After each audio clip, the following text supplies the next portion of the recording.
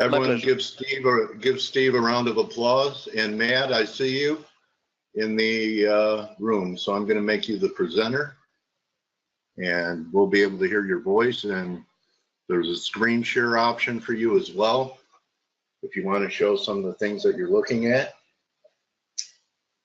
And appreciate you showing up here to edify our community.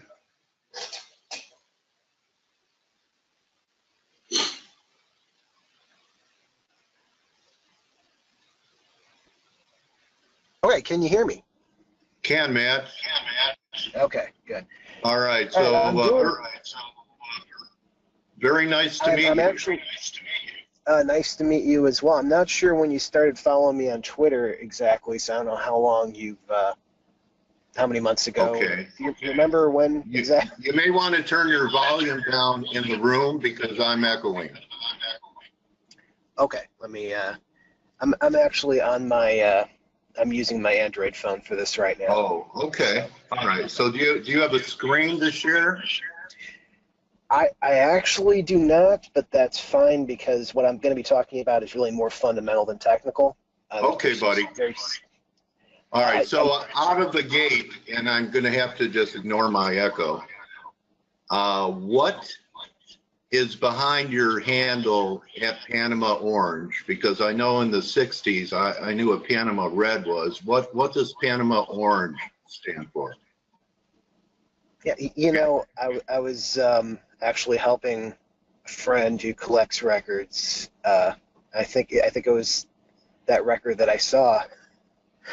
That was part of the origin. I've always used musical references or musical lyrics whenever I've had handles or names online or email or whatever. Just a habit I have where everything's some kind of vague musical reference. So yeah, you did kind of hit on that with the Panama Red. Okay. Not that I'm a particular fan of that, but that's kind of the. All right. So you just changed the color on it. Okay. Yeah. All right. So tell us, you have no axe to grind because I've been to your Twitter account. You don't have a website. You're not selling a service. Tell us about your journey into the trading world, how you got started, possibly who influenced you. Did you have a mentor? Tell us how it was for you at the beginning and how long you've been at it. Well, this has been almost 8.5, 9 years now, and what I was doing before this, I was actually on the police in New Orleans during Katrina from 2005 to 2007, and I was there for the storm. I joined, God, this was like April, May, before the storm down there. And actually before that, I had a college degree and everything, but I went and got a polygraph degree, and just believe it or not, after I got laid off at another job after 9/11, which I was working ticket desk at Chicago Airlines doing customer service, and I just heard about this polygraph course you could take, this very unique college they had here in Illinois, and I did pretty well at it. And that's my hometown. Are you from Chicago? I've spent aside from the 2 years I spent in New Orleans, pretty much my whole life in Chicago. Yeah. Okay. Hello, brother. Go Cubs. What side? Yeah. Born on the south side and grew up on the north side in Skokie. Oh wow, yeah, that's literally like where I'm at right now. So wow, see? Yeah. Went to Niles North and then NIU. I went to a few Niles. I went to Northridge Prep, which was like one of the only Opus Dei high schools in the country, and then like those creepy villains that are trying to kill Tom Hanks in that movie Opus Dei. Oh yeah. What was the name of it? The Da Vinci Code, right? And also I went to, for a year, my first year of high school, I went to Notre Dame in Niles. And really in both cases, well, more so when I was at for 3 years when I was at Northridge Prep and Niles. You know, we were right next to Golf Mill Mall, which I'm sure you recall, because it's like there's only a few big malls in the area. So Right. Yeah, Old Orchard. Right. That's the pretty one I went to. yeah, Yeah. Old Orchard is much more upscale now, and Golf Mill is very dumpy. Okay. So My old it's haunting kind of, ground. yeah. It shows you. So how did you move into the markets from giving polygraphs? It's probably a good background because you want to know if the market's telling you the truth or giving you head fakes. Did it apply at all? Well, what happened was when I was on the New Orleans police during Katrina, after that, you know, a year and a half after that, I got in a car accident and I kind of messed up my neck kind of badly. And I figured, you know, I'm going to leave that, come up here, go into business with a friend, buy a business, invest in real estate or something. And it's a good thing I didn't, because that was 2007, 2008, and I did almost buy some real estate at that bubble top, but I had no financial literacy back then, really. I mean, you know, my college degree was not in economics at all. It was in, you know, film and TV. It wouldn't have mattered. It wouldn't have mattered. Yeah, it's certainly not mattering now, as I'm getting to. But the experiences I had in New Orleans with Katrina and everything, that definitely colored my view of sort of the fragility of systems and how poorly organized, how poorly prepared people are for situations, as we've seen in the financial markets, as we saw in 2007, as we're going to see again very shortly. How about when you saw the recent hurricanes that happened? Was it kind of like a flashback to you, and looking at Puerto Rico, looking at what happened in Houston? Did you have flashbacks to Katrina? To an extent, yeah. That was, I mean, the thing that really made Katrina bad was the fact that we were not prepared as officers for the storm. I mean, we didn't have a lot of emergency food. We didn't have a lot of supplies. That's why a lot of people left to go take care of their families instead of staying at their post. And once the radio system went down, everything the command structure kind of collapsed, which is really sort of the aggravating. You know, you hear about how most of the cops ran away. Well, about a third of them, about a fourth, between a third and a fourth did, but there was no command structure. So what you really had no idea. Yeah, it was a complete mess. I was a little fortunate in that I was in the French Quarter area, and we got a hotel that we turned into a headquarters, Hotel Omni, which I believe is still like a 5-star hotel. Of course, we had no water, we had no electricity, so it was not like, I mean, it was miserable. We so are you a prepper now because of that experience? To an extent, yeah. Mildly, I'm not as severe, but yeah, I do try to have extra everything for a few months, just because I know from experience that emergency services are not prepping. You know, your local police department, your local fire department, they're not putting aside extra food, extra water. They're going to wait for that to come in from somewhere else if something happens. And that's just, you know, a function of they don't get paid very well. It's not something they're trained to do. When you go into the police academy, there is a part where, okay, go home and make sure you have 3 months worth of food and supplies and have them at your desk just in case. No, that's it's not something really any departments are doing. And it is funny that the lack of lessons we've learned from that. And to kind of segue into how that applies to trading and what I did, you talk about mentorship, how I learned. Well, initially what I did was in 2008, you know, I just fell into trading commodities. I saw the surge in oil and everything, and thought it was a good time to play around or learn how to trade them.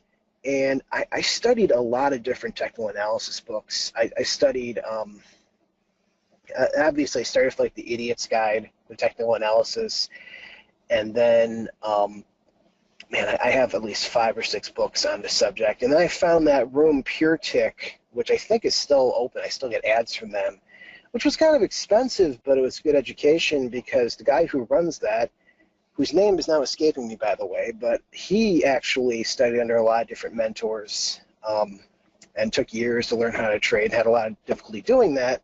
And he just trades the S&P futures all day.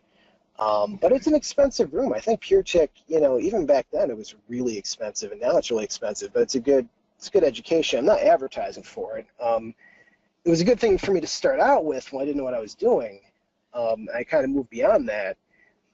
But that was, that was really sort of the last chat room I paid for. I did that for like a year or two. Then I kind of moved into my own trading, and I was trading through the 2008 meltdown in 2009. And that was a lot of craziness. I'll tell you though, the 2009 How long did it take you to get good? Oh man, I would say to get just competent, it took me 2 or 3 years. Okay. I'd say. About the average answer I get. It's like an undergrad degree. Oh yeah. I mean, especially because the market, starting with that crash in 2008, started acting. If you look at all the technical analysis books, they didn't really prepare you for how the market was going to behave in 2008, 2009, 2010, the flash crashes, the mini flash crashes. And we've had so many mini panics between 2008 and 2011, or actually all the way to almost 2012. Well, I think the dot-com bust prepared you for 2008. Just my opinion. Yeah, I was in college. In it yet, my last year of college then. Yeah. Okay. And that's so it's a good thing I missed that, because I don't know how I would have traded that. I mean, that was, you either would have shorted early or you would have bought early. I mean, it was the 2000 bubble was like, feels like now. Yeah, like you're going to lose money no matter what you did. No matter how you were going to trade that, it was going to be a disaster and difficult. But 2009, I'll tell you, when I talk about fundamentals, I even though I've studied a lot of different forms of technical analysis, and one of my favorite sites for that is Bulkowski's pattern site, which is still up. It's still free. It has like 50 different chart patterns. Who's that, Adam Bulkowski? He's in I forget. I don't recall his first name. He's got a few books out. His website is free, though. Let me pull it up real fast on my tablet here as I juggle. But that's, different people kind of glean. I mean, I know how to use moving averages. I know how to use momentum indicators. I studied volume profile for a bit because actually when I was in PureTech, I heard about a conference going on down at the Board of Trade where it was like a 2-day conference, and different technical analysis and trader people came in with different, their different techniques and what they do. And someone gave a presentation on volume profile, which was really, I had never heard about. No one really talked. You never see it on TV or anything. A lot of floor guys use that. Yeah, it's very popular with some floor guys, and it works in high volume markets. It works very well. It's not something you can apply to like low volume or no volume or Bitcoin or something where it's all hidden volume and weird off. You kind of need to know. You have to see the volume for it to work. Obviously, it's a high volume thing, and that a lot of people. That's also a problem with technical analysis as well. Is people apply it to things they shouldn't be applying it to. Like I see people use technical like moving averages and Bollinger Bands and things on levered ETFs, and I'm like, what the hell? You cannot chart a levered ETF. You have to chart the underlying. Why not? Well, in my view, you have to chart the underlying asset. If you a triple ETF, a quad, whatever, you got to go to the core and see what's the core thing that it's moving off of, because all those oscillators and moving averages and Bollinger Bands and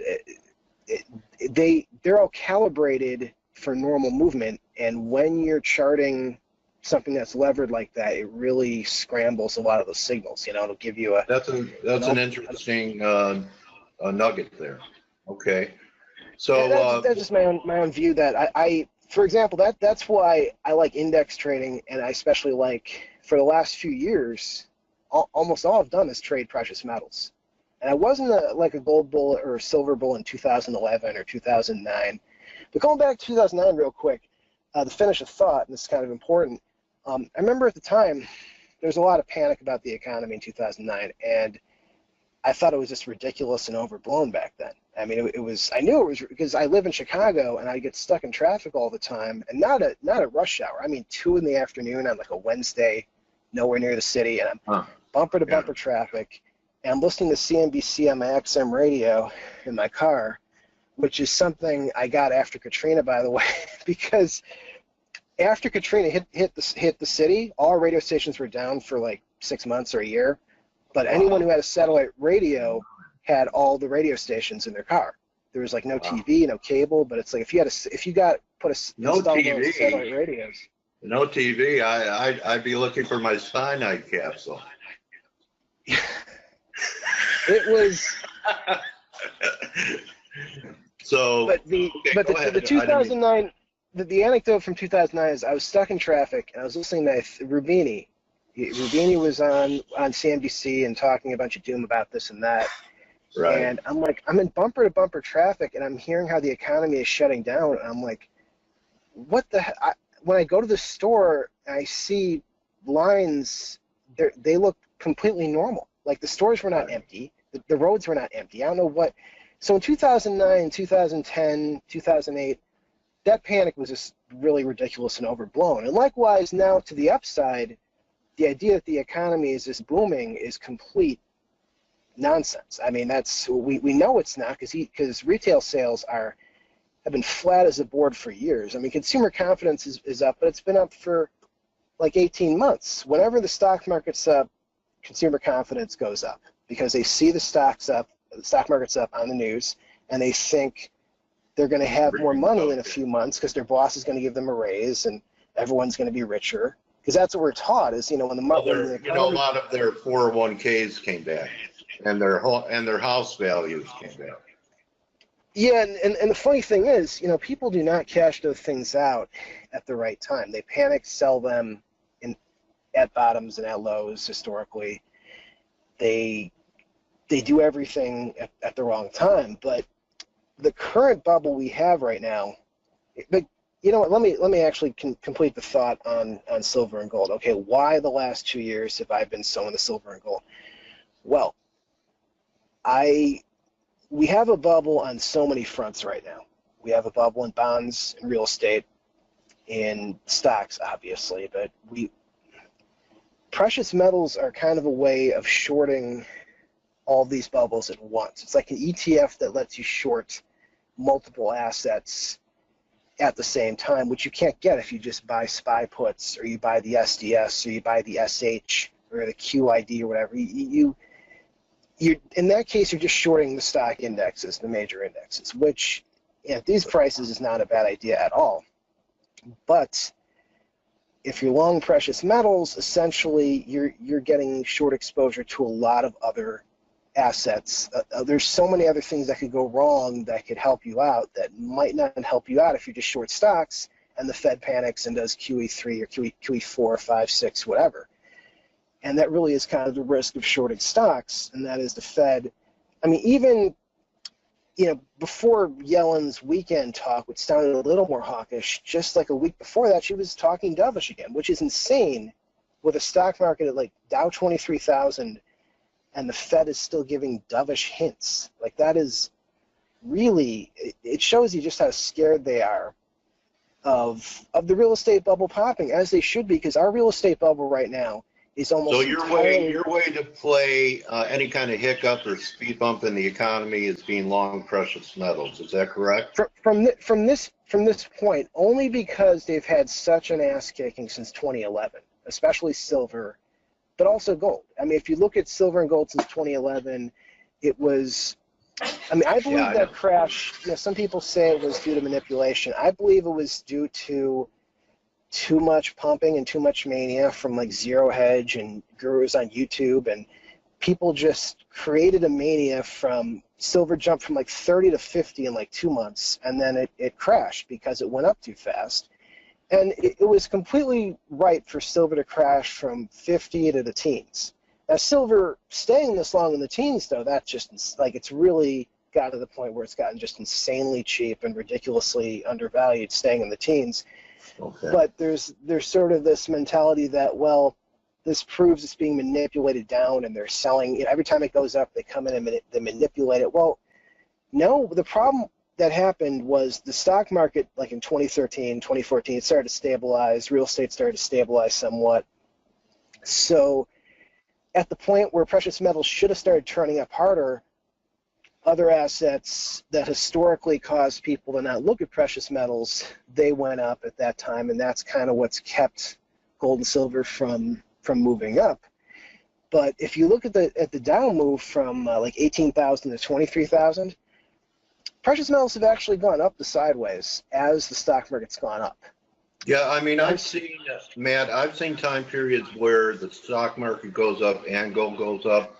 I've also seen time periods when the market goes down and gold goes down. So, oh yeah, like 2008. Yeah. Yeah. Go ahead. But we didn't have that huge crash in precious metals for, what is it now, 6 years, 6 or 7 years, going on almost 7 years, before that 2008 crash. Now, if we had had that already, if we had had that preemptive, that the sentiment just being destroyed and the price being destroyed for so many years, then metals would have gone up much faster in the 2008 crash. But before that, the sentiment was people just weren't even looking at it. Like up until 2008, most people weren't thinking about it. They weren't checking the price. They didn't care. It was just not on the radar. And now it's on their radar as something they have absolute contempt for. And you see a lot of this, the best sentiment indicator in precious metals is, well, zero hedge, honestly, because it doesn't attract the brightest, especially the people in the comments. It does not attract the brightest people. It attracts very impulsive, very emotional traders. And it really gives you sort of the, whatever the average emotional trader is feeling. And pretty much what you see on there now is people just bashing precious metals relentlessly. And even on YouTube, a lot of the guys who are pumping silver between 30 and 50, they're all chasing cryptocurrencies and Bitcoin now. And maybe they'll talk about precious metals for 5 minutes after they spend an hour pumping Bitcoin and pumping Litecoin.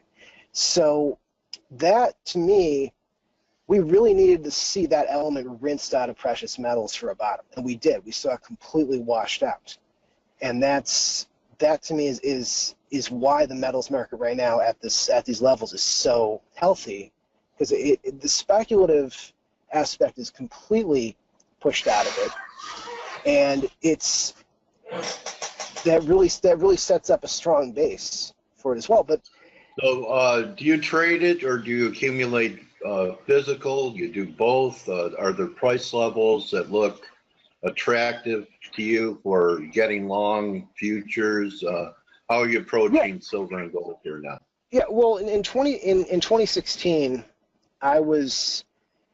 my trade was gold, basically. I first, if you look at the just a second here, let me adjust my I'll pull up the gold chart. So here's 2016. If you pull up like a weekly. Yeah, I got it. Well, if you look at their big low, and let me pull up an accompanying chart. I've got a tablet here to just. Yeah, we bottomed at 1040 and rallied to 1360, and it was a huge move in miners. A lot of them went up 5 to 10-fold. Yeah, now I'll tell you, I did miss the move in miners, but I was almost all in gold from when it broke under 1100. And then I stayed all in until it was above 1,300. And then I didn't get the exact bottom. I didn't get the exact top. I got pretty close, though. And I went, and that was all physical. And, yeah, the problem with miners is if you miss time an entry in miners and it goes further than you think, it'll wipe you out, because it's like a levered – miners are basically levered gold. When you buy GDX, especially GDXJ, it's like you're buying triple, sometimes even quadruple gold, which is okay speculative wise, but you gotta respect that if you get caught in a crash, it'll really mess you up. So I had a really good trade in gold there, but here's the thing: my trading gold was based upon my bearishness on the economy. Which, if you look at the macro economy, and there's so many statistical data points on this, it has since 2015 been stagnant in so many levels. So in so many ways, the economy's been the only improvement we've seen are people dropping off the unemployment rolls because they're timing out and just dropping out of the labor force and saying they don't count anymore. Or they're at fast food restaurants or Home Depot. So let me ask you this, Matt. You know, it's great to go back over history, but I've been in the business a long time. No one cares what I did 2 years ago. It's what have you done for me lately? So I'm looking at 1284 gold right here on the weekly chart. We had a failure at 1360. It would look great over 1360. What's your take on gold now, and where do you think we're headed, and where would you be a buyer if you're still long-term bullish? Okay, well, I vastly prefer silver here right now to gold. Okay, yeah, as far as gold, but not everyone can buy. I'll go to silver. Okay, here's silver, 1705. Okay, now here's the thing. On gold and silver, I actually gave some targets on Twitter based on checking out the weekly charts. And this is just looking at a very simple, I hate to flip you back to gold because I like silver more fundamentally, but the gold, the chart pattern on gold is clear. So it's a weird situation. The fundamentals are better on one, but the pattern is clear on the other. But gold, if it goes up, it's going to lead silver. So you could be bullish of silver while actually thinking gold has the better technical setup, which is kind of the case here. So if you look at the gold weekly chart and you go back a year, it's better if you go out and dial 3 years out, 4 years out. But the point is, on the weekly chart of gold, you see a classic bullish ascending triangle that's kind of a year wide. Yeah. And not an ascending wedge for anyone, because I notice a lot of people get the ascending wedge and the ascending triangle mixed up, and even I do sometimes too. But no, bull ascending triangle on the weekly chart with support. There's a bullish formation. There you go. There it is. Yeah, and I see you got a flat top. You have a flat top at 1363, and an ascending triangle trend line that comes in around 1200. The way I see the trend line is more starting. Let me zoom in on the chart you're sharing there here. But this is the one drawback of me being on a phone. It's going to be awkward when I look at the chart here. Hold on. Well, if you're in the room, you could see my chart. Yes, I'm trying to squint to see. Okay, if you could pull the trend line like half, make the trend line half as long. Like go back to that. I know what you're saying. Right there, yeah. Start there. Yeah, that's. See, I'm a technical mind reader. Yes, so that's more where I see it. That's more where I see it starting. So I actually think we bounce a little before the trend line. I don't think we go through it. I don't think we stop just because. About 1250. I think we bounce in the 1260s. I could be wrong, but I do. That is my view. And I was even saying this weekend, the Sunday night when futures were up, that, hey, when silver very likely pulls back under 17, when gold, like yesterday before this drop, tonight I was saying, gold, high 1260s, silver 1670s, those are my targets that I think we're probably going to hit again. And I see maybe like a 60-70% chance we hit those targets again.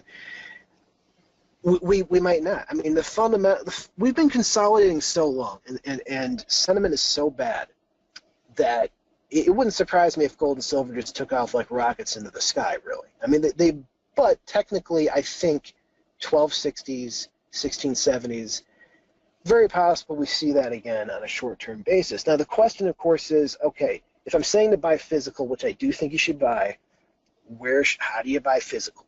Well, there's only two dealers I really like because I've called a lot of them, I've researched a lot of them, and the two dealers I like for physical are APMEX and SD Bullion, and their phone customer service is fantastic, and they'll ship, free insured shipping to your door.